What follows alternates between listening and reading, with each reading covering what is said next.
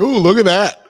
The music ends just as it's time to go. Anyway, welcome to our Esports Leadership Series. It's the October version of it all. Thanks for joining. I'm going to be your host, F. I go by Thom in the real world. And I've been around the esports space for a little bit, mainly on camera. You might have seen me hosting Smite or RLCS or PUBG Mobile or Brawl Stars or etc. I'm one of those guys. Anyway, I'm with a bunch of people with a lot more stripes on their shoulders than myself. And we're really excited here to bring you this webinar curated by the Esports Awards team. It's the last one of the 2021 season. We've been doing it all year, and we've been having, honestly, a ton of fun and been learning a lot as well. So we've got speakers today that span the entire breadth of the industry. Before we get into all the people and all the things, first, I would like to introduce our CEO, the big man in charge, Mike Ashford. Thank you, F. It's brilliant to have you hosting the summit, and I cannot wait to see you next month. Thank you also to all at home for joining us today. I'm very happy to welcome you back to another event in our Esports Leadership Series. Tonight should give a real insight into communicating with an esports audience. Our speakers span the full breadth of the industry, so expect a well-rounded discussion with various different topics. To speak on just a couple of people joining us, we have Jacob Wolf, an award-winning and renowned journalist leading in his field. We also have Karina Ziminaite, head of content at G2, our current reigning organization of the year, who is also responsible for some of the best content in esports. I'm sure between all of our incredible panelists, there will be some invaluable information shared well worth tuning in for, as well as a few memes if we're lucky. I also want to give a quick reminder that we'll be hosting a networking session directly after the summit. The sessions provide an opportunity to connect with other industry professionals in an informal session with large-scale discussion, as well as smaller breakout rooms to get to meet everyone. I myself, as always, will be there, and I hope to meet as many of you as possible. The link is in the bio below, so make sure to head over once we finish up. We're also now less than a month away from this year's Esports Awards weekend. We cannot wait to be back in the States, and especially at our home at the Esports Stadium in Arlington, Texas.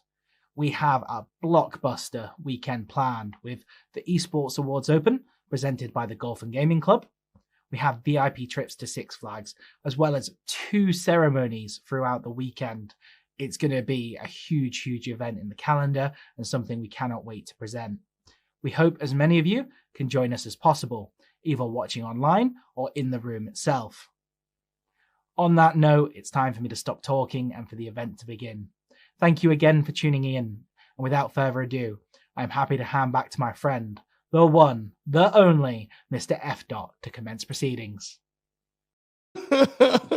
He's such a cornball, the one, the only. Anyway, much love to Mike. Like I said, a big part of what the Esports Awards does here, the big cheese, but of course, tons of people behind the scenes making it all work. So with that said, I think I'm a little bit better in focus. Let's jump in and focus on what we're doing today. So today, as I said, it's the final webinar of our 2021 season, and we're going to be talking today about talking. Communicating with an esports audience is our main thesis for what's going on tonight. We're going to split it up into 2 30-minute discussion panels, one coming up in just a couple of minutes, and then one after a little bit. We're going to have a little intermission in between so you guys can watch panel 1, go get a drink, come on back and watch panel 2. It's going to be about an hour and 20 minutes, an hour and a half, give or take, for the whole thing. And then, of course, afterwards, please join us, 9:20 BST, 4:20 ET, etc., for some breakout rooms where we're going to be networking. So we'll be able to just put a couple of people together in a chat room and just kind of talk the talk after we've sat through and gotten a chance to really see what everybody has to say about today's conversation. So enough preamble. Without further ado, let's go ahead and introduce the superstars. First up, for panel number 1, we have Ben Goldhaber. He is in front of Juked. He's been a founding member of Twitch and honestly esports royalty at this point. Ben, thanks for hanging out. Esport, wow. Okay, I'll take it. Thank you for that for that introduction, Thom, F. My name is Ben. I've been doing esports professionally for the last 11, 12, 13 years or so, but I've actually been a player and a commentator and a host and a tournament organizer for more than 20 years. It's a lifelong passion of mine and a career that I'm extremely lucky to have. So I did find myself with the founding team at Twitch back in 2011, was there for more than 7 years. Recently left in 2018 and then began working on my next venture, which is Juked. I'm wearing the shirt right here. We started Juked in 2019, aiming to be the one-stop shop for esports fans. And now we're actually taking the next evolution. We just launched our mobile app where we're trying to build a vertical social network for esports with the top level goal of removing toxicity from esports discussion. Really happy to be here. Awesome. Thank you so much. A great initiative, everything that's going on with Juked. So shout outs to Ben. We've got 3 more people here. Next up is going to be HB Duran, marketing and content manager from Boom TV. Hello. Good to see you, Thom and Ben. I'm HB Duran. I've been in the video game industry for a little over a decade now as a journalist, copywriter, host, moderator, all kinds of fun stuff. But it's an amazing journey to be on. And now that journey has taken me to Boom TV, the very best place to get some tournaments and pro-am and creator content. It's so much fun. And I get to still be a part of this great community and communicate with an esports audience. So I'm just so happy to be. That's the fun part. So far, we have 3 people that wear a lot of hats. That's what our industry is about. And so coming up next, somebody that does exactly that. We've got Lance Frisbee, CEO of Aftershock Media Group. And as I said, many more. Thank you so much, F. I appreciate you commencing these proceedings. My name is Lance Frisbee. I'm the CEO of Aftershock Media Group. We're kind of a digital marketing agency that focuses on a lot of integrated marketing solutions for our clients, which primarily are game developers and brands endemic to the gaming space. Started out as a content creator myself several years back, and with that had a really keen interest in mobile games. And ultimately, my co-founder Tim Evans and I both kind of walked along that same path, learned a lot about the industry, met a lot of cool people, and took that and kind of created a company with 2 different branches. One of them, focused on clients and how we can build communities and create conversations around esports and gaming. And then on the other side, we represent talent and, nerds like ourselves who participate in this space. And we represent about 70 people here on our roster. So again, super happy to be here, and a big shout out to the Esports Awards for nominating us for Supporting Service of the Year this year.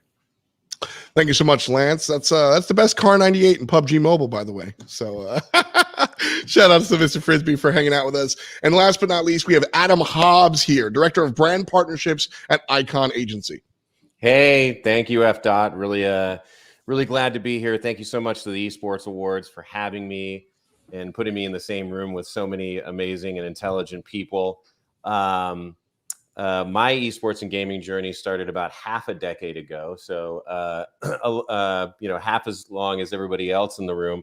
I currently work at Icon Agency, which is a gaming and digital influencer agency. We are a part of the TSM family, so we represent a lot of really amazing talent in the space, including Myth and Doublelift, a host of wonderful content creators across a bunch of different genres and titles. My job really is packaging deals with brands for the creators that we represent. So I'm in the weeds and putting those packages together. And prior to that, I was the head of marketing for both the Houston Outlaws and CLG. So really excited to be here and hear what everybody else has to say. Awesome. Well, thank you, Ben, HB, Adam, Lance. We can get everything rolling now. And so, like I said, our big conversation here is communicating with an esports audience that's really, really open-ended. And I kind of like that, but I figure we need a little bit of direction. Earlier, I said that backstage, I said that, it's less railroad tracks and more like an open-ended dirt road. So we're going to go off the rails a little bit and just kind of talk the talk.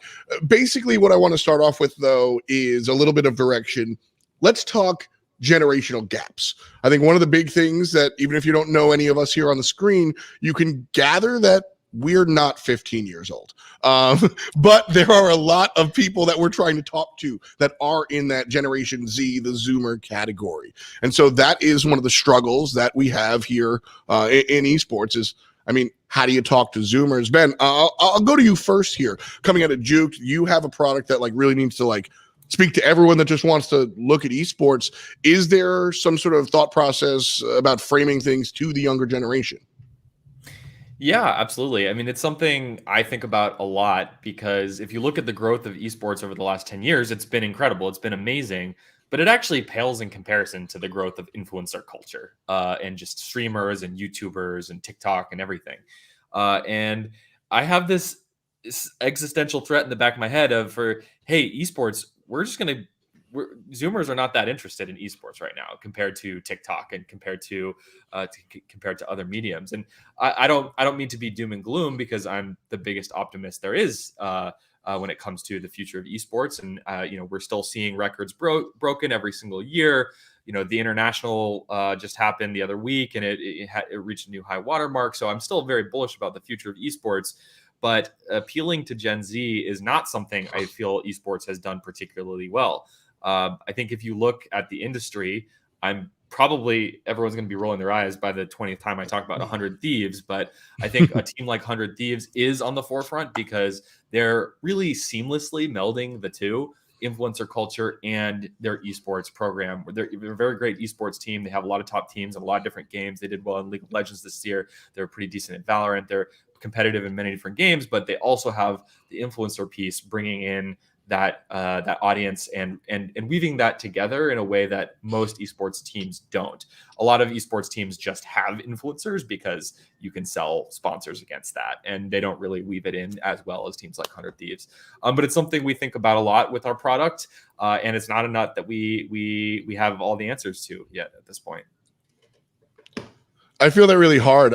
Something I've been shouting from the rooftops for at least 5 years now is that esports orgs are lifestyle orgs. They're selling you what's cool. They're telling you what's up. I mean, for me, when I was growing up in the early 2000s, it was skateboarding brands and MTV, right? Like, I want my MTV. That's a little bit older than me, but that's really what it was. Now that's what we kind of see out of esports brand. I love that you bring up 100 Thieves. I look to FaZe. I'm down here in Atlanta, and FaZe has like a specific clientele. They are located in Atlanta, and so they bring in rappers. Migos is a part of the FaZe collective, and so I think that's a big deal, Ben.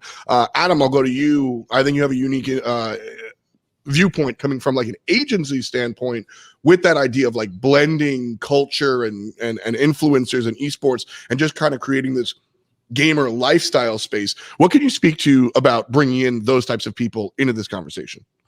Yeah, no, thank you. I think touching on that, it's sort of to kind of frame it in lifestyle makes a lot of sense. When I was at the Outlaws, actually, we thought of ourselves as an entertainment and media company first, right? And because at the end of the day, the only thing that you really have to sell is your social footprint, because the orgs don't really own much else, unless, of course, you're 100 Thieves. Now you've got high ground, so you can sell, groovy keyboards and all that kind of stuff. And I feel like the more sort of IP that these orgs attach themselves to, the larger their valuation and the more reach they can potentially have. And acquiring like tangible products is a really good strategy. But at the end of the day, if you're not bumping up your social numbers, then you don't really have anything to sell. So it makes a lot of sense to actually sort of reposition yourselves as an entertainment or lifestyle entity like you're talking about, and really focus on that and focus on bringing in players that are marketable versus just good at the esport. I think that those days are kind of over where you can only basically acquire or recruit people who are good at the games that they're in. You're going to have people within your four walls that can really speak to a new generation. And if you're not doing that, then you're really kind of just shooting yourselves in the foot. So I tell everybody, like, I think that the playbook just kind of has to be rewritten insofar as esports goes. And you really have to be thinking about, all right, who is the next LeBron James in esports? Who is the next, take any traditional sport, role model out there.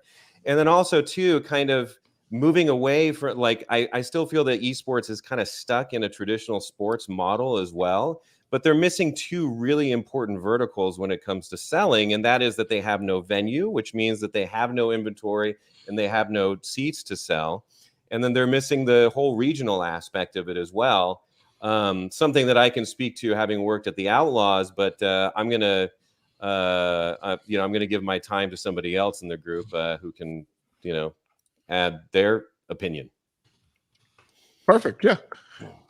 HB, I think coming from Boom TV, you're kind of like in between those two first conversations. So what's your thought process here?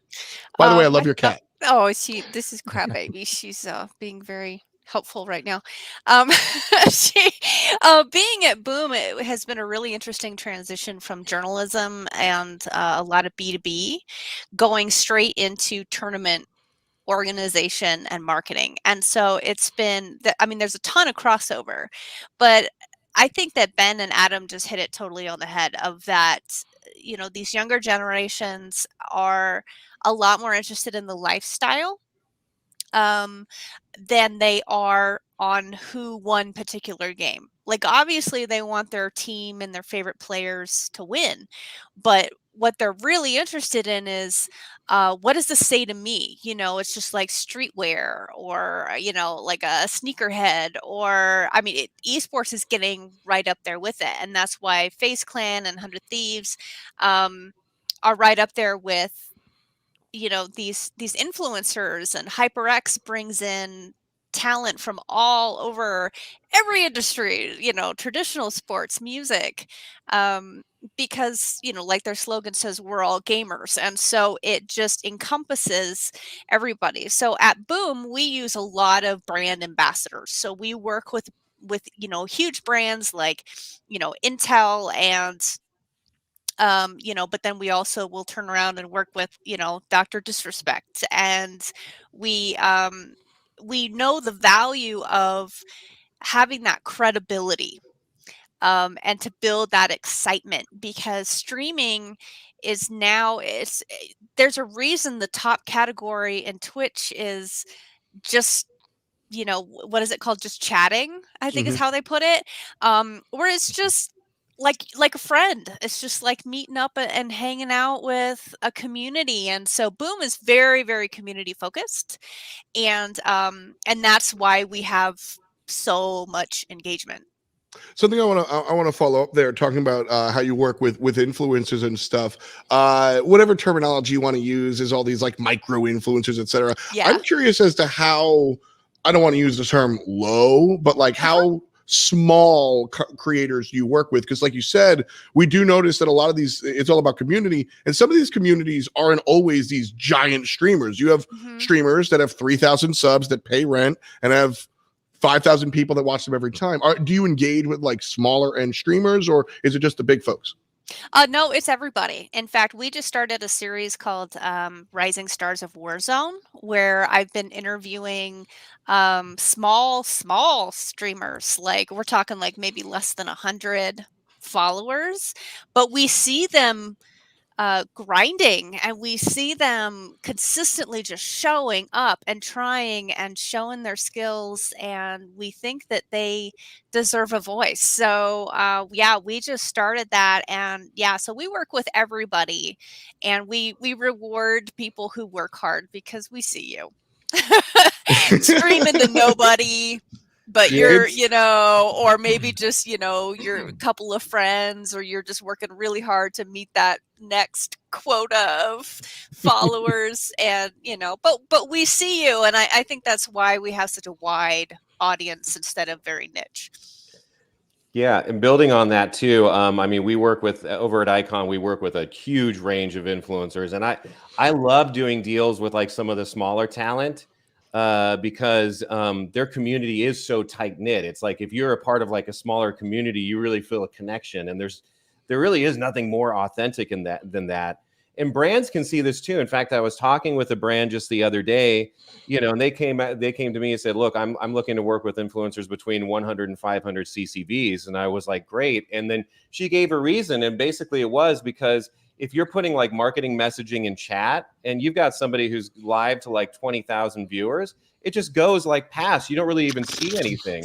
And it feels like you're just in like this large cacophonous room, and like it can be challenging to kind of get an authentic message across. So I totally see the strategy there. I love often to- call Twitch chat the bleachers for that reason. Sorry, Lance. No, I was just going to say I'd love to jump in on a couple points there. I think HB hit the nail on the head with regards to community being the focus of, what we're trying to build here as an industry. Esports for me has been kind of the marketing vehicle, either to build the brand, whether it's a team, whether it's an influencer, whether it's a game.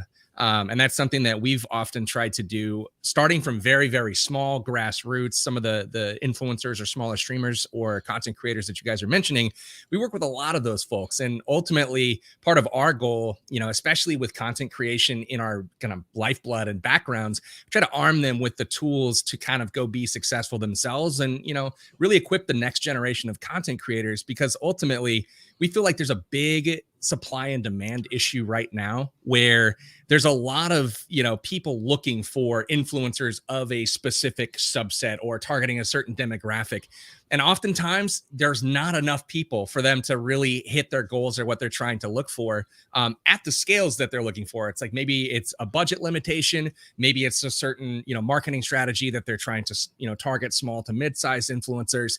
But we're trying to, kind of fill that void and that vacuum. And I think I'll kind of bookend, I guess my thoughts on this in that, I have 3 kids myself. They're all almost turning now. So I'll also say they're 12, 11, and 7. And, they're pretty fortunate, right? They have every console, tablet, whatever at their disposal. And what I see them holding all the time is the tablets and the phones. It's the shift to mobile. And that's kind of like where I've kind of put my, bets as far as like esports and how we can, be involved is the mobile side of things. And then as we see, more and more game developers have like these smashing successes, the PUBGs, the CODs, Apex that's coming, everything has to have this like, this view of, what are you doing on mobile, right? And so that's kind of where we've kind of put our, focus and emphasis in the gaming sector is on that, because we feel like the next generation of Zoomers, so to speak, it might be a different landscape where, it's not all about the, the esports orgs and like the competitive aspect of it. It is, as HB mentioned, community, right? It's what can I be a part of, especially in this world of social distance and I can't see my friends anymore. What can I be a part of from home that makes me feel good and that I'm a part of something bigger than myself?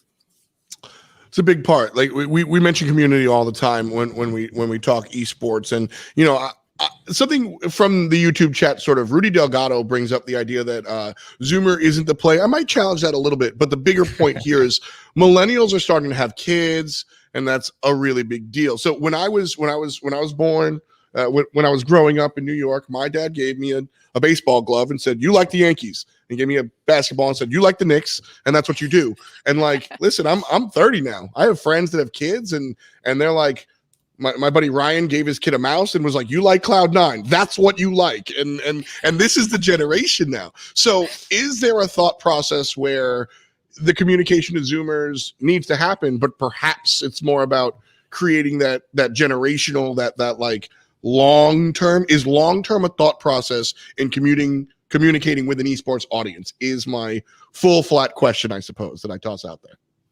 I would love to jump in on that. Or HB, if you want to go first, by all means.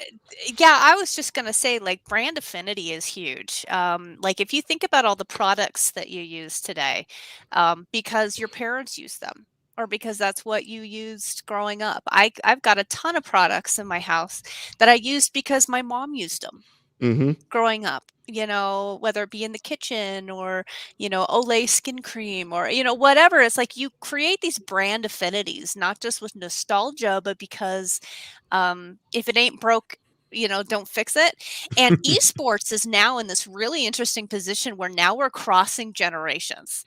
It was so new for, the last like decade that it was really trying to find its place. But now you have these brands like Optic and things like that, where maybe your parent watched Optic and now, I used to watch these matches with dad or, whatever, wild or to like, think about.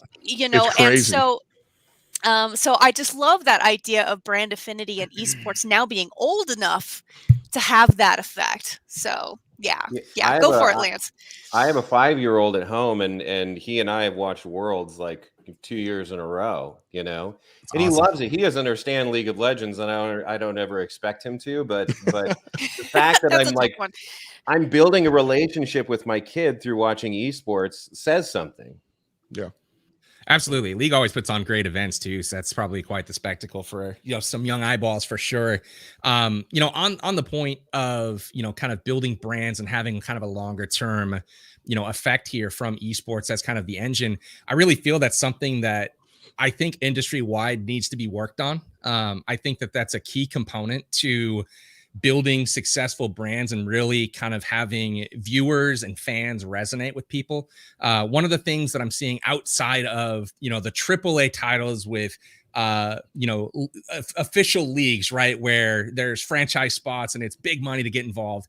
Outside of that, the grassroots, the people trying to build something, we're not seeing, the organizations have quote unquote real businesses to the point where there's, lots of different revenue streams. To Adam's point earlier about not having seats to sell, not having, inventory and merchandise in a lot of cases at a scale that would, really pay the bills. It makes it difficult for teams to take risk on signing players for any sort of, meaningful duration. What we're seeing a lot of times is, hey, there's a big tournament or a tentpole event that's going on for this year. Developers putting on whatever, $14 million prize pool or something crazy. Teams sign players and, start to market and develop that social footprint. And as soon as the event is over, or we fail to qualify, or we're eliminated in the semis, or whatever the scenario is, many times that team is cut. It's like, we don't have a use for you because the next step of whatever, this roadmap isn't clear. And I think that's really, really difficult for brands to be built, right? Because as soon as you as a fan start to invest your time, your 5-year-old kid in watching this person that you're going to root for, it's like, well, they no longer are with that team, and their career in esports in general is uncertain. So I feel like from an infrastructure standpoint, I think a lot of changes need to be made to the overall support of organizations in general, as far as maybe the way prize pools are structured, the way participation rewards might be structured. And then from the organizations themselves, I think there has to be additional commitment to trying to build things that fill the gaps between these major events, to make it so where we can actually build brands around these competitors and around these players, because people really do want to see them. But if they're bouncing all around, it makes it really incredible to tell that story. More stuff, more content. Stuff. Yeah, there's more stuff needs to be out there. I completely agree. One of the big phenomenons that we've seen, I think, I don't want to say specific generation, because I don't think it's a Gen Z, Gen X, millennial thing. I think it is a young person thing that may you grow out of, maybe not. Younger fans seem very attracted to individual players rather than teams. They like to follow their players rather than their teams. And I feel like this is something that the esports industry has latched onto very, very recently. We tried to build up the team brands and everything, and it didn't fail. But like, a lot of people can say Booga, and not a lot of people know he's on Sentinels, right? And that's a big deal. And so I think that's sort of a part of communicating with a younger audience. Does anybody have anything to say about like focusing on the individuals rather than a larger brand? Oh yeah. Oh, I go do. ahead, HG. Sorry. I don't think we have enough time, but yeah. I'll just be quick, because esports is starting to learn from traditional sports, where Michael Jordan is a brand, Booga is a brand, Reckless is a brand, and so and so that adds to their value when they're traded or they go to another team, is they bring that brand with them. And they're finding that sometimes that brand is bigger than the overall brand. Like we'll hear from G2 here next, but they're a great example of that, of how G2 is a very strong brand, but then they have very, very strong player brands within that. And I think that's really cool. Which is interesting, just as a side note, G2, Carlos was a player, and he took his player brand, turned it into a team brand. Mm-hmm. And I think that might be why he focuses on the player brand. So it's always cool to see. He's still focusing on his own brand. Let's be real. G2 is Carlos is G2 at this point. I've seen him in the polo commercials. Absolutely. Oh, yeah. He's got a wonderful scarf. you know, sort of building on that too, and kind of having the duality of working both at the talent agency and having worked at the orgs beforehand, you know, my philosophy is that I feel like esports kind of has to take on the tennis model a little bit, because it costs so much to field teams and then take care of them, house them, train them, and all that kind of stuff. And the esports model is kind of like, you're going to be, if you're an org, you're going to be involved in like more than one esport, right? So then you're just like bleeding money, hoping that like maybe one of those teams is going to do well. And maybe from one of those teams, somebody's actually going to be some kind of rising star, where I feel like the future of esports is focusing on the individual, putting all the force and weight from the org behind that individual and positioning them in a good place so that everybody can kind of like make money off of it, right? And let's be honest, I mean, esports is probably headed more towards what you see in traditional sports right now, which is agencies and managers representing these players and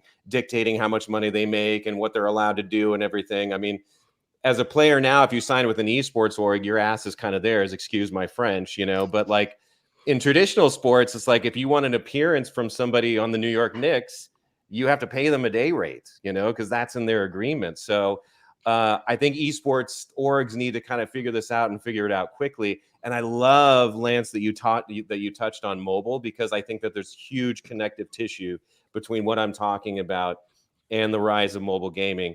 When I was at CLG, you know, we had a Clash Royale team, and they were part of that league, and it didn't really do anything. But now here I am sitting here 3 years later, going like, oh my God, this is where it's at. I mean, especially when you talk about global expansion, it's like, forget about it. The easiest way to expand into countries like India and South America is through mobile. You can create a ton of visibility and a lot of, you know, there's a lot of eyeballs on that platform for sure. And it's still early, you know, I'm not here to say mobile's the end all be all, and this is everything, but you know, the way things are going from a technology standpoint, even, man, things are getting really good. Like, you know, in the devices that, you know, I remember like the device I'm holding in my hand right now, it's like, that was like the dream spec of my PC, like, you know, 6-7 years ago. It's like, man, 12 gigs of RAM. Wow, that's incredible, right?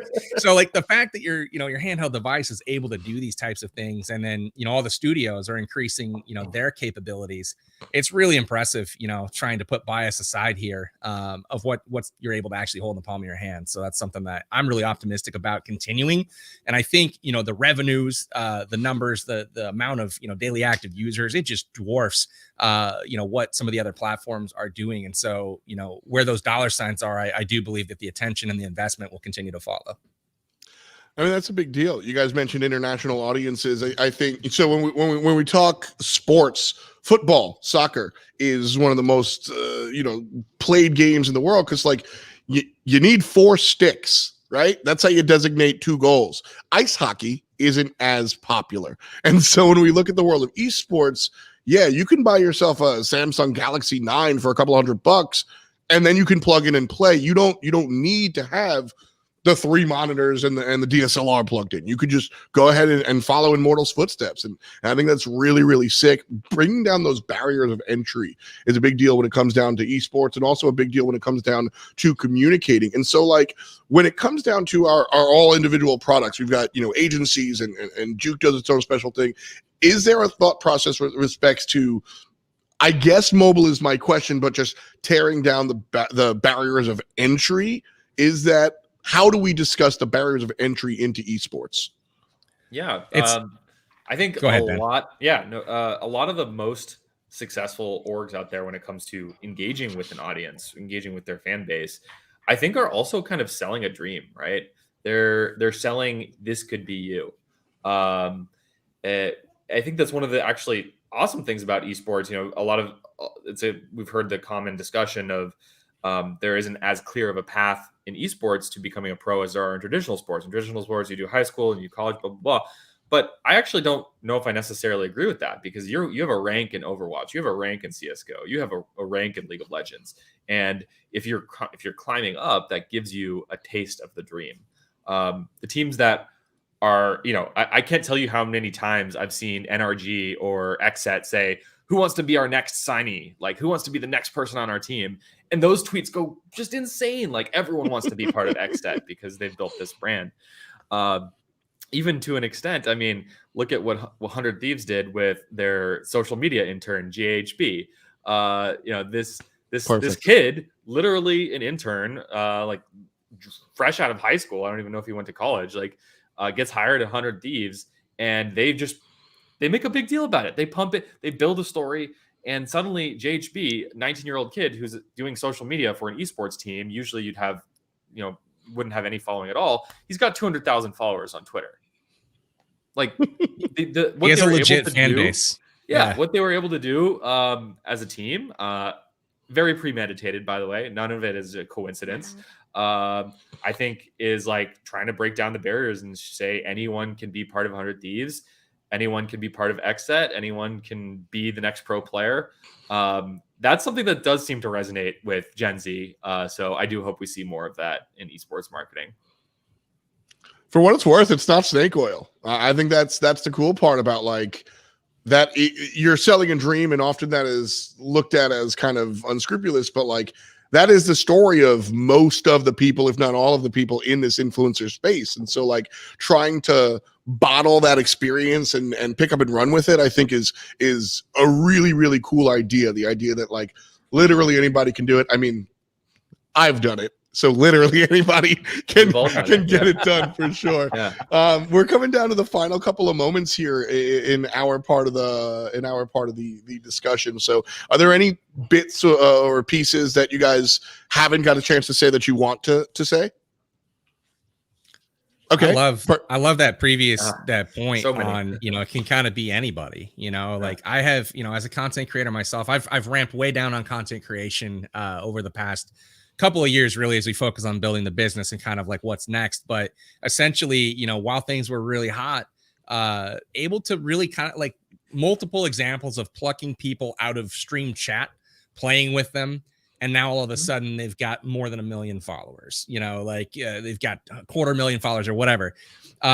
Really incredible. Whereas it's not like anybody could do it. It does require a specific skill set, but it's one of those things that can be developed. It can be trained, on camera presence, like the way you deliver a message, public speaking, all of these types of things you can work on. It's not like, oh, I wasn't born with a 50-inch vertical, darn it. It's not like traditional sports in that effect, but it's really kind of cool that it can be really anybody that pops off. And it's not always the same type of person. It's not always the super funny, charismatic. There's you've got your dry humor, you've got your sarcasm, like all these different types of people can become incredibly popular in their own little niche worlds. And I think that's really cool about esports. Yeah. And building on that a little bit too, I think kind of going back to the original topic, which is like reaching an esports audience, I think not just like kind of selling the dream of like, hey, you can be one of us, but also that you have skin in the game. By being a part of my community, you're helping me make decisions based on my life and based on what I have to offer you.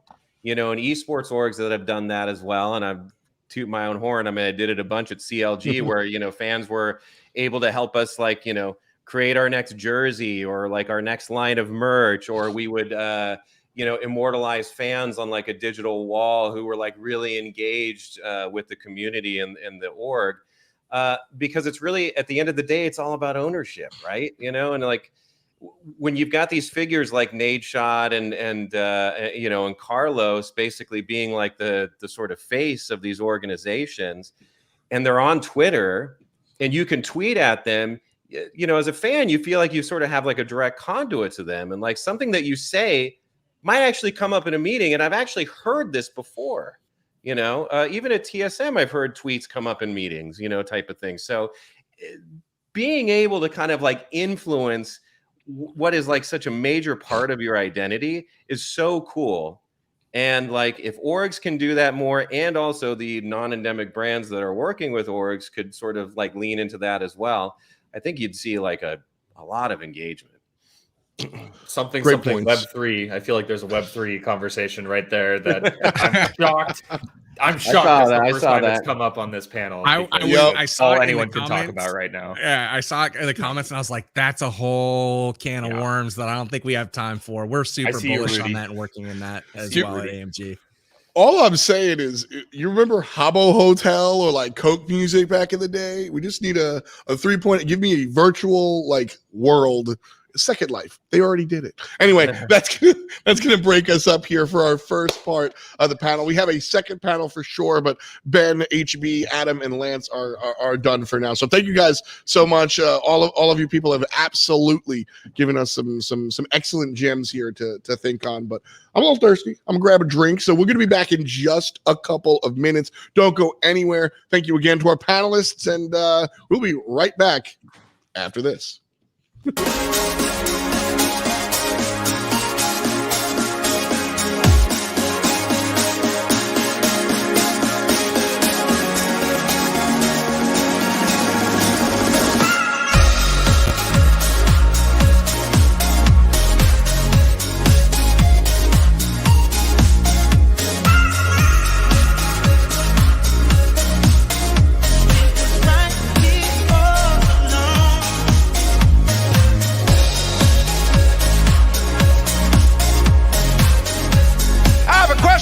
You. Are you ready?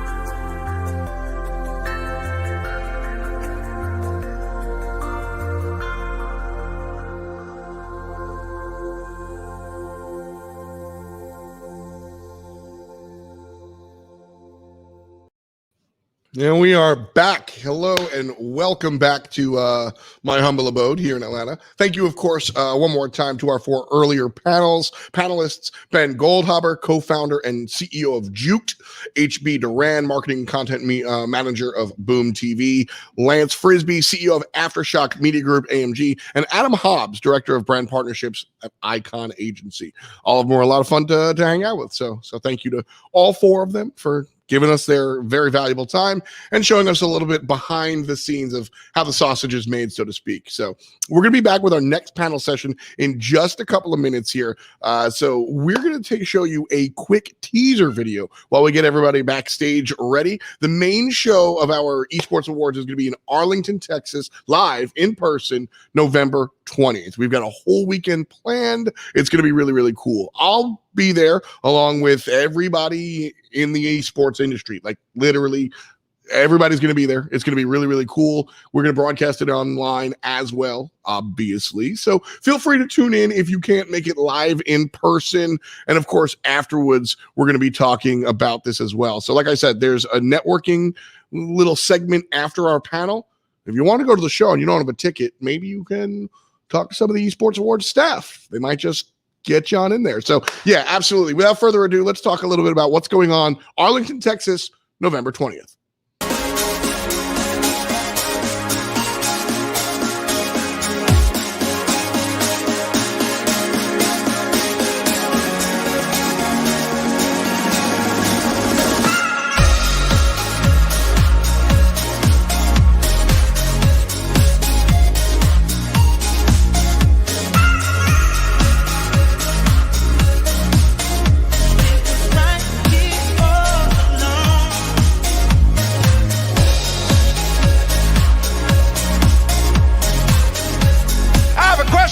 You. Are you ready?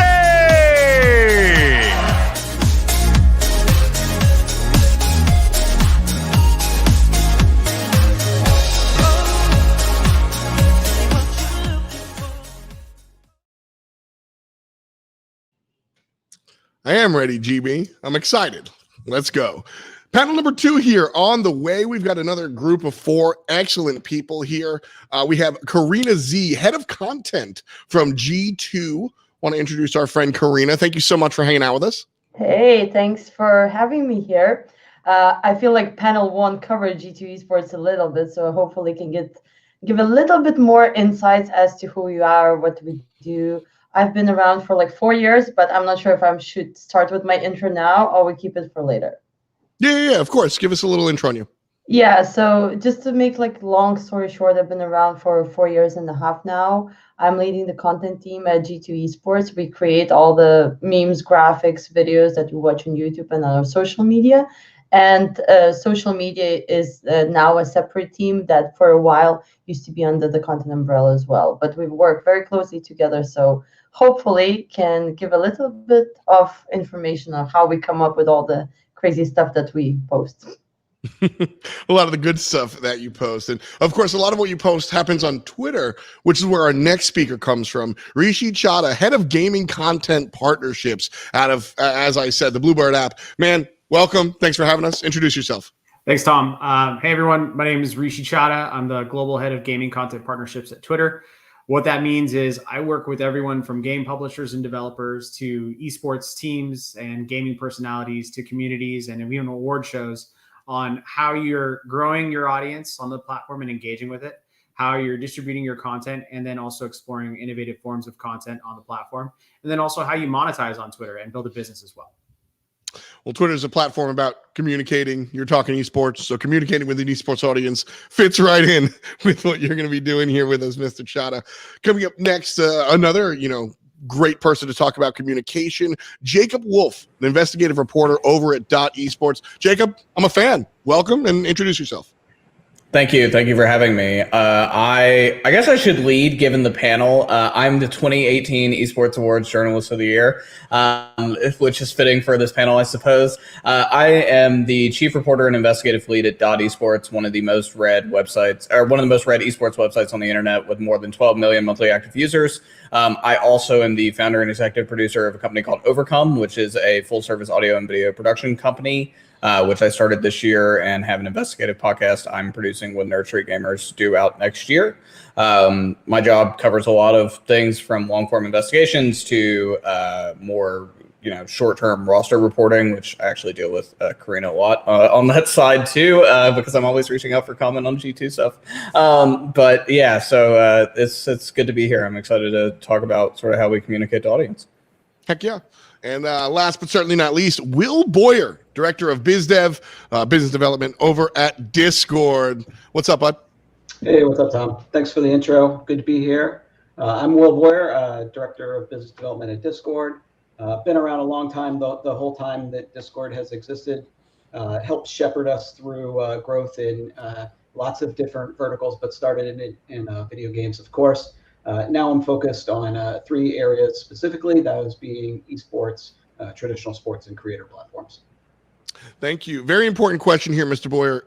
Is that a keytar in the background or just a keyboard? Oh, that's totally a rock band. Okay. I thought you had the keytar. I was all the way up here for it, but let's jump down to brass tacks, folks. So we had an earlier panel with some of the other people around the industry talking about communicating with an esports audience and what all that means. We started off our conversation talking about the younger generation and how to get involved there, and then kind of spurned off into kind of everything else. Going to do something similar here. Again, don't feel like this is, a classroom where you have to stay within the parameters of said thesis. If you want to say some complete non sequitur that has something to do with communicating esports, that's totally cool. We're just chilling. That's how we do it here at the Esports Awards. So one of the things, just to throw some kindle into the fire, let's talk a little bit about the status of things today. So the pandemic is a thing. We have COVID.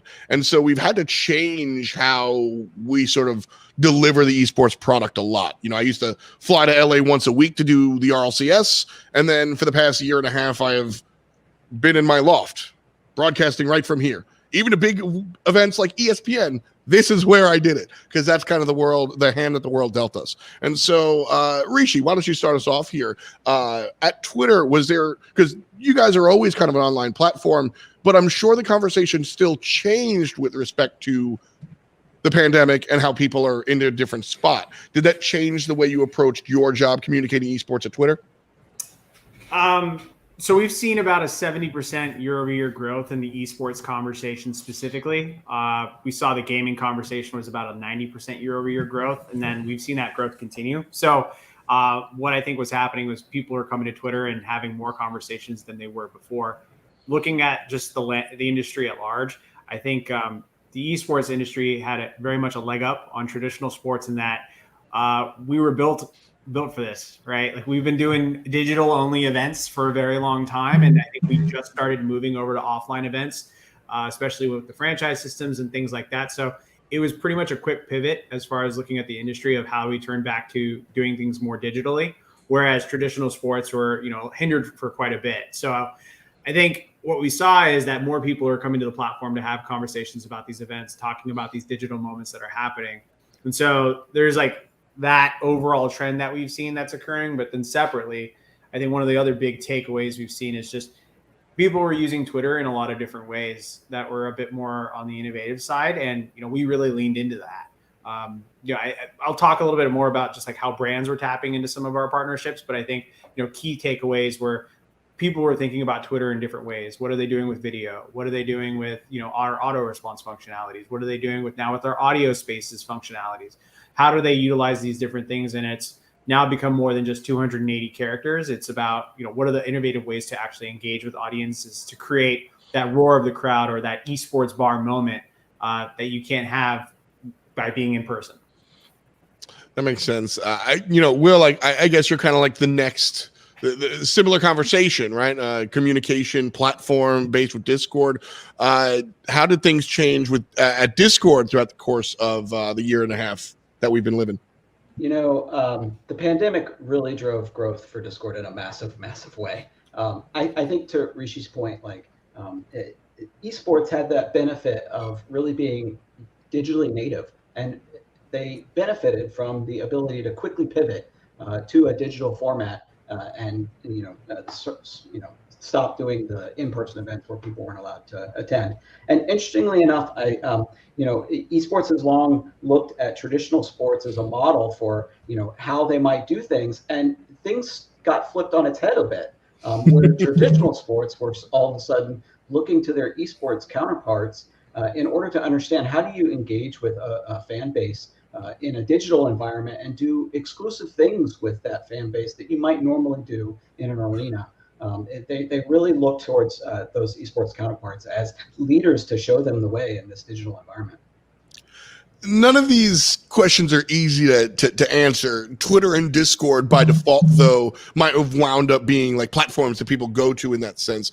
G2, on the other hand, when you look at sort of a director of content for an esports org or a big game brand like this, I did something similar once upon a time. And when I'm directing content, I'm thinking of places to fly players and event locations and cool things we could do together. So I think that might have been a big change for you, Karina, as far as your day-to-day and how you choose to execute. So, I mean, with the pandemic and everything, what was your thought process like? Because you've been here, like you said, 4 years. So you've seen it beforehand. I'm sure your strategies have changed a little bit here. Yeah, so thanks. As Rishi and Will said, everyone was pivoting into esports and into digital, and our job was to provide the assets or provide the possibility to do so and to drive that conversation. So, I mean, I think there's like a couple of layers there in terms of physical presence at events and physical contact with the players.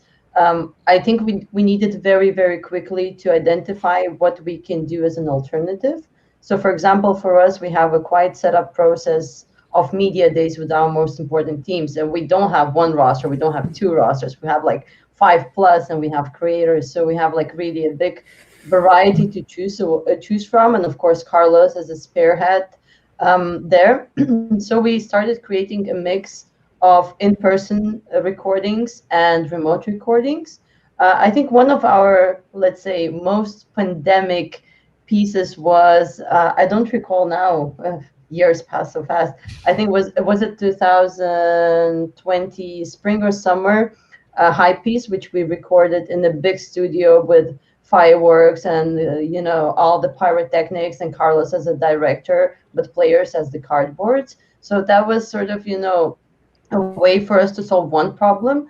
But throughout the time we've solved, and in G2 we pride ourselves always with like coming up with this innovative creative solution. So we've done, for example, conversations or like content pieces between two players when one is sitting in the room, is getting a proper camera, and one is tuning in online. We've done full-fledged media days remotely. We even had directors with who we collaborated remotely direct our teams. So I think we just needed to shift the process.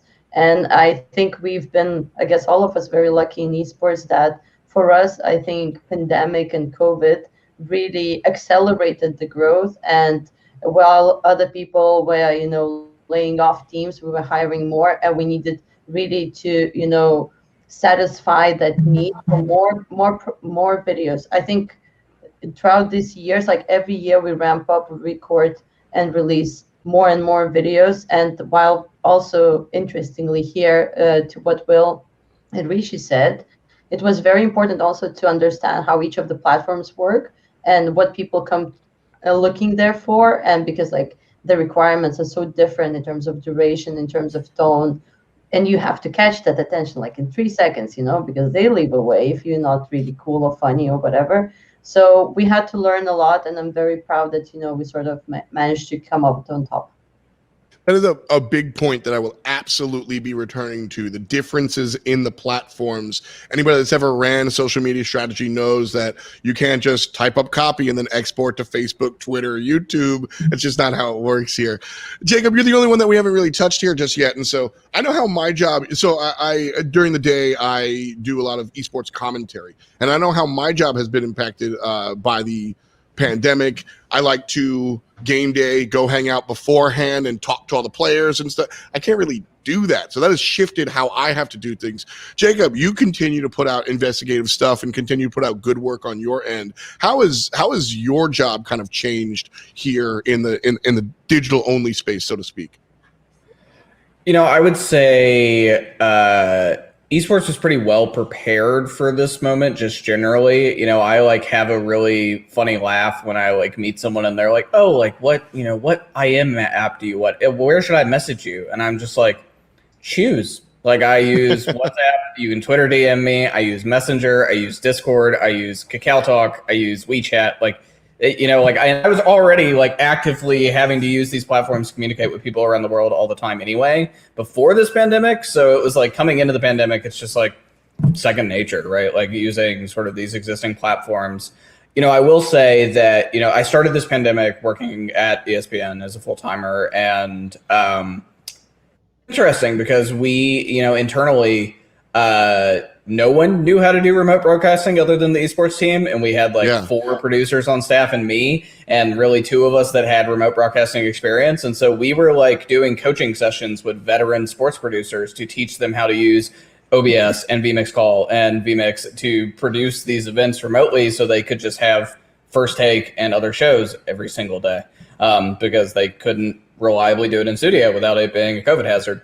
And so after departing ESPN last November, it's been really interesting now. I will say one thing that I really value and I really miss, and I am going to the Esports Awards in 2 weeks, which will be kind of I've been to a local Smash event since, but more recently, but I've not really been to sort of an industry gathering in some time, whether it be the League of Legends World Championship or an Overwatch League event or whatever it may be. And so it will be nice to reconnect with everyone. But, my job now is working with kind of less experienced investigative reporters and helping sort of teach them the way that you do this job, both from a tact and also how you develop sources and sort of, the processes to go through. And it's hard when I can't send someone to an event in person to go hey, go network with all these people, because that's what I did. It's really nice. I always try to make a habit of being in rooms like that, to go meet everyone, shake everyone's hand, get contact information, keep in touch with them, build those relationships. And it's hard because I can't, it's not something that's really existed those opportunities don't exist. So even now, I would say they're pretty slim. You have things like the Overwatch League finals being moved to Hawaii and barring everyone except for the players basically to go. And we had planned to send someone to that. And so it's been difficult because it's not so easy, and they have to learn how to like bond and build those relationships over the internet. And I've had to do that too with people I didn't know pre-pandemic as well. So it's been a challenge, but I will say, esports was pretty well positioned just generally before all of this, given sort of the circumstances.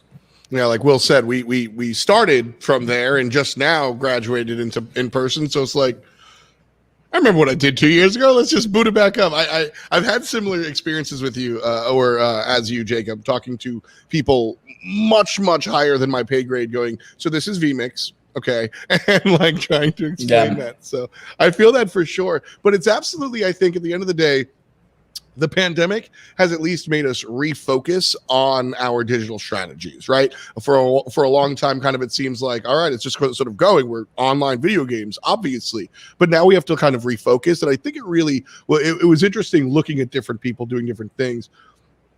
I want to go back to what Karina was saying about differences in platforms, and we have Rishi and Will here, so I'll kind of toss the ball up to you guys. I mean, when you look at the different platforms, not just your own, but all the ones out there, how do you think they differ in the ways that you should approach them in a best way to engage with the audience? From Discord's perspective, at least, it's interesting. The platform is different than a lot of your other social media platforms out there. It really engenders a direct connection between individuals. So kind of the purpose behind Discord, our mission is really to help people find belonging. And that really comes through that direct connection that you have. And Discord being a real-time communication platform really fosters that in a unique way. And another aspect of Discord that I think is important to understand, that kind of differentiates it from some other social platforms as well, is how it's really built around community. And there's two different types of communities even. There's the public-facing community, public open communities that can be really large. The spotlight is shown on them. They're oftentimes your first entry point into the platform. But the vast majority of people on Discord are actually in small servers of 5 to 15 people. It's you hanging out with your friends at night around a shared passion that you have. So I think that's kind of how Discord fits into this thing. I'm interested to hear Rishi's point of view, though. I just before Rishi, you take it away, I wanted to jump in because for us, Discord was one of very instrumental tools throughout this transition period, or because we on Discord have done two things, and what you said, there's the variety of it. Of course, first we built a bigger community. First, it was an opportunity to, when you can't go to an event and meet the players and do a meet and greet, what do? So we started doing, the play nights, play with the pros kind of thing, where we actually have people join Discord and then they playing games with the pro players, because otherwise, how would you do that? So for that, we're super grateful. And on the flip side, then we're running a remote media day where we're literally setting up remotely the PCs of the players, and then we have them record the cameras in the call, sitting 5 people from the roster in different countries. So I think, at least for us, having a tool like this was absolutely instrumental. Take it away, Rishi. Thanks, Karina. Thanks, Karina. I think what's interesting is Twitter and Discord are both very complementary platforms to a lot of the streaming and VOD services out there. So we're almost like Switzerland a little bit, where we're out here really complementing what's happening elsewhere. The way I would describe it is Twitter is serving the public conversation that's happening out there. So really whatever's happening in the world, people are coming to the platform to talk about it. It would be like being at a bar, right? And being in a public bar. And then meanwhile, Discord's being that private table that you have with your friends. And so I think there's a different way of each one of those things being utilized. And I love that about how these platforms can interact with one another. People are pulling tweets from Twitter and then bringing it to Discord and having a discussion with their friends about it. And so there's a lot of different ways that they're all symbiotic and related to one another. And I think that's what's really special about the platforms here.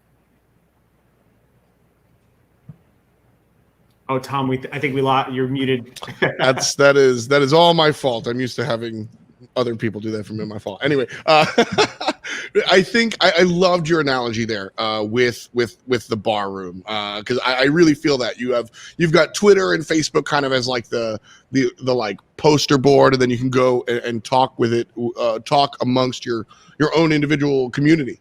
Will brought up the fact that a lot of people are in smaller Discords, and that might be sort of the next direction for the conversation to go into, is to how do you identify like these small communities? It's very easy to come up here and hit your KPIs and talk about target demographics, etc. But we all know that like esports is a little bit different. You're not just targeting, 16 to 24 males. You're talking about like CLG fans or League of Legends fans as opposed to Smite fans or Overwatch League fans. Is that something that comes up in your conversations, how to talk to smaller communities? Karina, coming out from G2, I would love your take on this, since you kind of have to talk to all G2 fans. Yeah, so I think for us, it's again, like, it's two things. On the one hand, we want to address everybody, but at the same time, for a very long time now, we sort of agreed internally who we want to address, and we always strive to have it like us and our organization to be very inviting and open to everyone and very global. And in that sense, both our content and our interaction, we try not to focus it on one team or one player. Of course, we do have like certain tournaments, and we try to cater to every single individual audience. But I think it's same like, Jacob is being silent, but like if he writes a good story about League of Legends players or Overwatch players or something that's relevant, it doesn't really matter as long as it's a good story. So for us, we're trying to do the same thing with content we film. If it's objectively a good and funny piece about, I don't know, something that Carlos did, or sick, I don't know, motocross things that gamers do, or a gamer running a marathon because he can. So this should be interesting universally. And my job and my team's job has been to try and find those connections, and through that, bringing more people in and sort of making it more inclusive, more diverse, instead of actually segmenting it. Because I think maybe because we stem from Europe, for us, it's, we decided to operate in English. We decided that we're not going to pursue the like Spanish line. We are based in Germany, but we're not pursuing like German line only. So we have to have this, unity factor. And for us, this is like part of our identity of who we are. So for us, this is the way. And then, of course, through a smaller event, through participation, or like giving special attention to particular games, I think it's just like sort of a part that fills in this bouquet of, general content and like global content that we produce. I'll be honest with you, on a personal level, that is the G2 approach is absolutely what I really enjoy.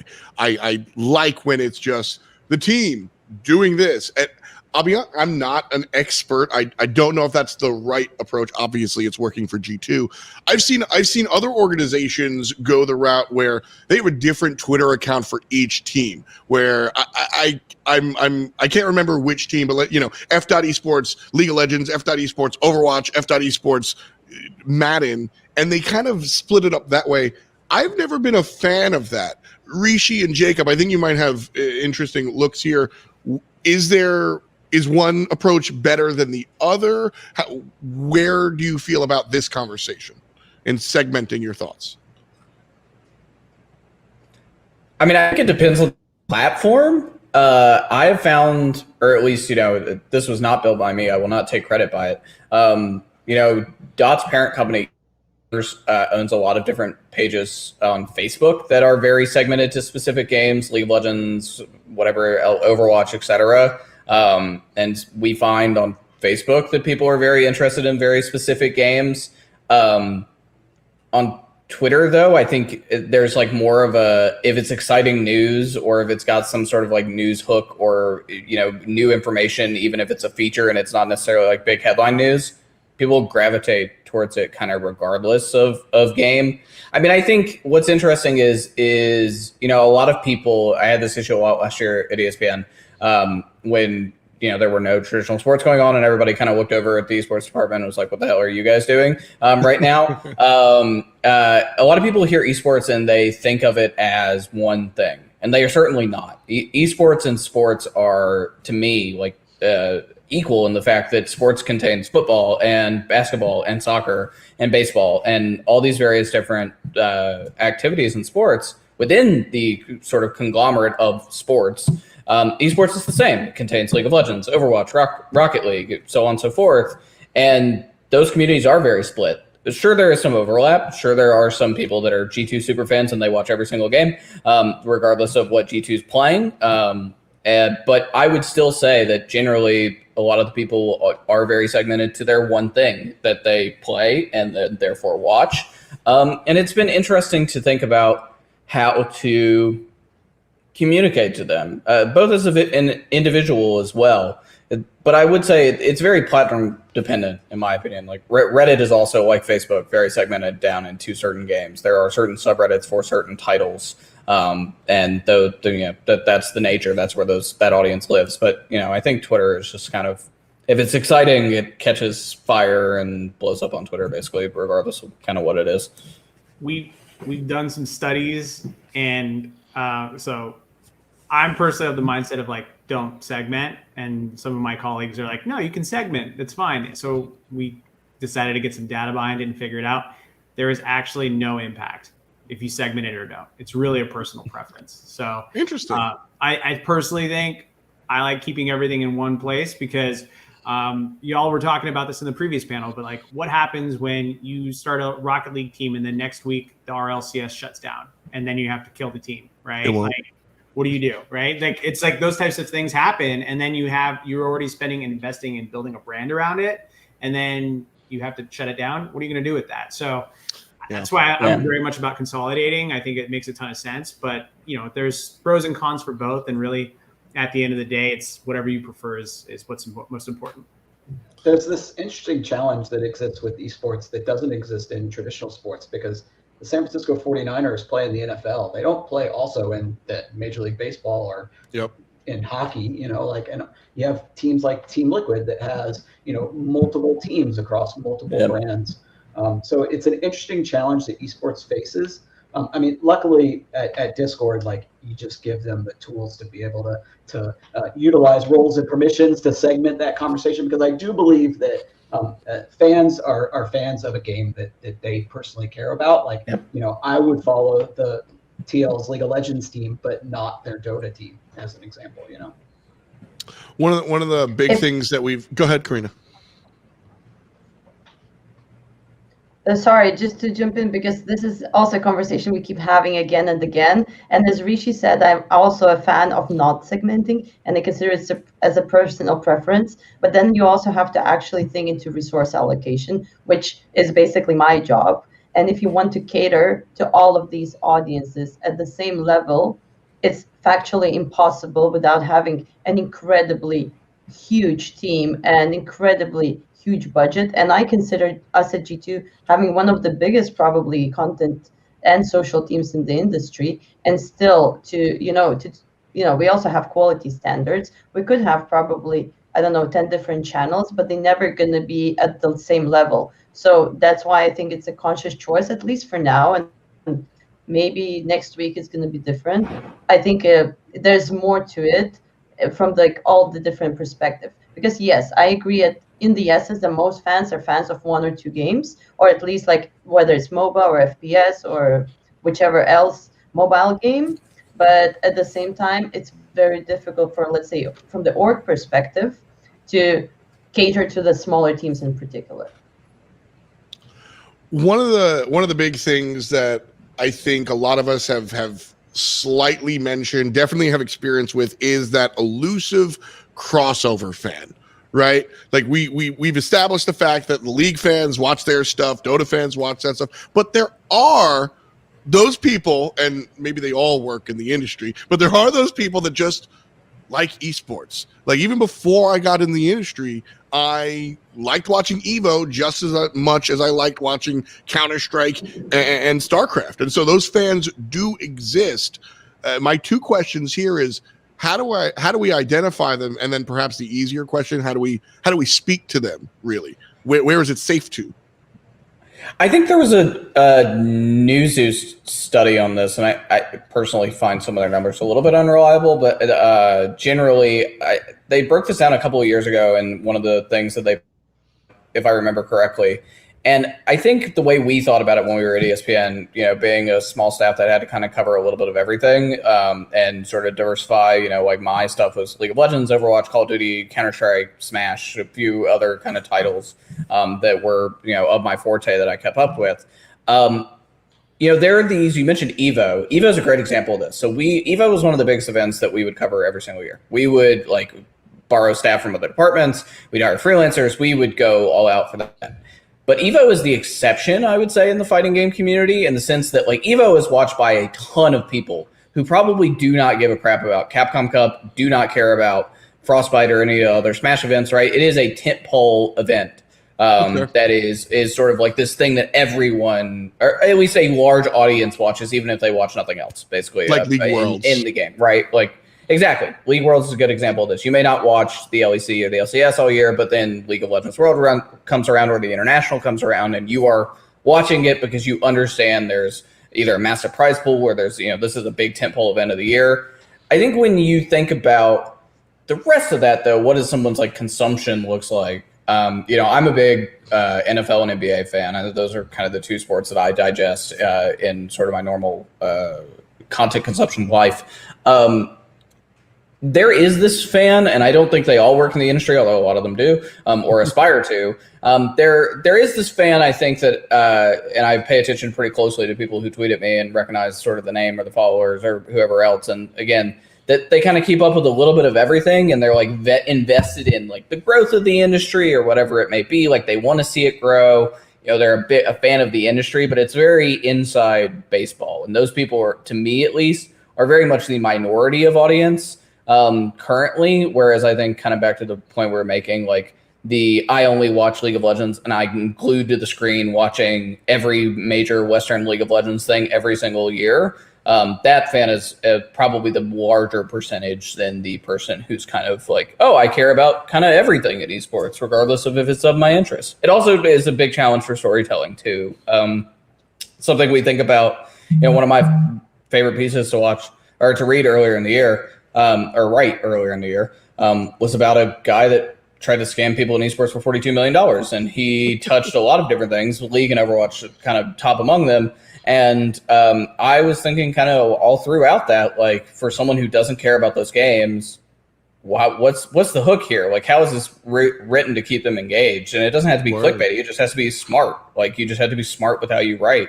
And sort of your prose needs to be excellent, and thank God I have good editors to help with that. But yeah, it is a challenge for sure, because it's very easy that if somebody clicks into a League of Legends page or a League of Legends article and they're not a League of Legends fan, for them to click the X immediately, and that is certainly not good for your site stats. So it's something to think about for sure. That totally makes sense here. We've got about 5 minutes left here. You brought up a great point about big events like EVO and League of Legends Worlds, and I think that it would be cool to kind of think about how we can create more of those, because I think that with a rising tide, all ships rise, right? And so if we can create these strings of events, that's a cool thought process. And so I just wanted to kind of put that one out there before I ask our final question. A lot of what we've been really thinking about here has been advice, how to execute. And so before we go, I kind of want to ask each of you one brand, whether it be a team, an organization, a platform even, other than your own, that you think are executing correctly, that you respect their strategy, that you think they're doing it the right way, or at least mostly the right way. Karina, let's start with you from the top. All right, damn, it's going to be a hard one. I'm not sure. I think, I want to give credit where it's due. It's been mentioned also today earlier. I think 100 Thieves are doing a great job with their strategy and the way they're executing. For example, the way they do things is very different from ours because it's very creator based and very personality based and less professional, competition results based. So, but in a sense, like, I think they've done it beautiful, having creators that are interesting for multitude of different groups. But at the same time, I also, just because I think, just to give a little bit of extra compliment to Will and the team, I also think Discord has done it well. I mean, look at us. We used to use Skype for everything, 3 years ago? There was like player negotiations, which I'd never been part of, but everything was on Skype. And then we got this very, very easy and very intuitive solution to a lot of problems that were there. So I think it's more, reading your audience right now. All of the leading organizations, I mean, that's also what Rishi said. Everyone's doing data research. You're tracking, you're trying to figure out what people want. And instead of you don't do just fan service, you do this smart business decision based fan service, which is also good for your brand. So I think everyone who is doing that and who is capable to read their audience well and listen to feedback and maybe add new tools or new functionality, new formats, new faces, these are the people and the companies and the brands who come out on top. Well said. Rishi? One brand I actually been a really big fan of, selfishly, because we've done some work with them, is Honda. So Honda, as an advertiser in the space and one that's non-endemic to esports, has really leaned in over the past several years into their partnerships. Most notably, they've been working with the LCS over the past couple of years, and they were looking at different ways because we weren't having live events where fans could take place. They were looking for ways to bring the timeline, like reward fans who are talking about these events on the timeline. And so in 2020, around the LCS finals in the fall, we actually hosted a thing where fans that were tweeting about the event and sharing their excitement, we would surprise them and deliver pizzas to their doors during the finals. So you couldn't actually get a pizza at the concession stand, enjoy one on your couch. This year we leveled it up even more, and so we wanted to reward the League of Legends super fans, and so we partnered with Riot and Honda to actually have fans, nominate who they thought was their favorite, biggest League of Legends quote unquote super fan. And what we didn't tell the people that were nominating is that the person who won, he actually, we gave him a free car, and we actually gave the person who nominated him, who's his cousin, a free car too. So it's just like, how do you actually make these moments that are really magical and really take the idea of tweeting something into existence, or being able to capture that esports bar that we've been talking about, at the roar of the crowd. I feel like Honda's done a great job of that in the past, and so I'm really excited about the things they've done. I like that one. How about you, Will? I think an org that is doing a good job of kind of cultivating community and communicating with an esports audience is Team Liquid. They do a lot of really interesting things at the grassroots level, like running amateur competitions. They've been doing a lot of these sort of integrations with Discord in order to facilitate these things that just make it easier to participate, so that it kind of lowers the bar of the barrier of entry to kind of play in these things. What they're doing with Liquid Plus is really interesting, around their loyalty program there, and really getting people to engage in the content that they put out there and reward them for that engagement. So I think TL's got an interesting perspective on how to engage at a grassroots level with their fans. Yeah, personally, I really like their collabs. I think that's a big deal as well, reaching out to different fan bases like Marvel, etc., and tying them in here. And last but not least, Mr. Wolf. I mean, 100 Thieves came to mind when you mentioned it up front. I have things I like and don't like about what they're doing generally, but I think that you can't deny that what they're doing is cool, and that it clearly reaches sort of a wider audience. I think there's a lot of... It's hard for me to tell sort of what brands are doing well, because that's like generally quite subjective. Sure. And I think that it's hard to measure. I mean, look, there is, to me at least, when you look at something like the LCS and the LEC, for example, in League of Legends, there are clearly teams who do branding better than others. And that's, very clearly like the LCS, in my opinion, that's Cloud9, Team Liquid, and TSM, Sure. and 100 Thieves. And then in the LEC, it's G2 kind of. And I think Mad Lions has done some interesting engagement stuff this year, but I still think they have a little ways to go.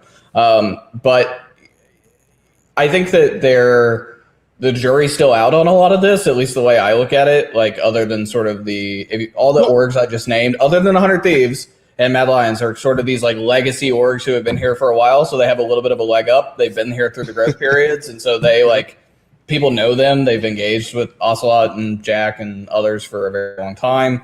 But yeah, I don't know. Like, I still don't, I'm like very curious sort of what all these other brands that are being built, whether it be FlyQuest, Evil Geniuses, even people like Fnatic, who I think have kind of lost a little bit of their brand footing in the past, given how successful they were early in League of Legends time. I'm very curious kind of what they want to do, because I'm constantly hearing from people within teams, people who are getting pitched by teams, we want to be the 100 Thieves or FaZe of X. And I'm just like, can you just be original? Like, can you come up with something that isn't 100 Thieves or FaZe? So the jury's still out on me. I'm like, who figures out how to innovate rather than their brand pitch being, we're the 100 Thieves or FaZe of this game. And it's like, no, that's a bad idea. I respect it. Yeah, I'll ask you to wear your fan hat. Is there somebody you just like? No empirical data. You just like what they're doing, dude. Is that answer no? That's totally cool. No. I think there are. I try not to have a rooting interest in these things generally, okay. and I will say my having been an esports fan for more than a decade, but only working as a professional for 6 years. My previous fandom has eroded as I've gotten to know people in the industry. So I don't know. I'm quite skeptical and a little bit on some of this stuff, but generally, I'll also second, just because Will's here, Discord. It is something I use. Thank God you didn't sell your company to Skype or to Microsoft, because it would go down the same route. So yeah, there you go. Well said. You know what? Very professional answer. Spoken as a true investigative reporter. I tried to bait you a little bit, but you stayed unbiased. So. Much respect. That's going to wrap up our second panel. As I said, we do have a little networking session beyond, so feel free to hang out. Again, thank you so much, Karina, Rishi, Will, and Jacob, rocking it out here in this one. And of course, the one that we had earlier, we had Ben Goldhaber, HB Duran, Lance Frisbee, and Adam Hobbs. So all 8 of our panelists, you guys have been absolutely fantastic. Thank you so much for your time. Again, be sure to look out for our emails and join the Esports Leadership Series LinkedIn group, which has been posted in the comments, so you can find it, and that'll help you keep up with all things summits, not just here, but in the future as well. Thanks again for joining. And again, we've got our networking breakout rooms coming right up, so feel free to join. The link is going to be posted, and thanks for hanging out. That's going to be it for us, and we will see you November 20th for the big show and wherever else we see you. Peace.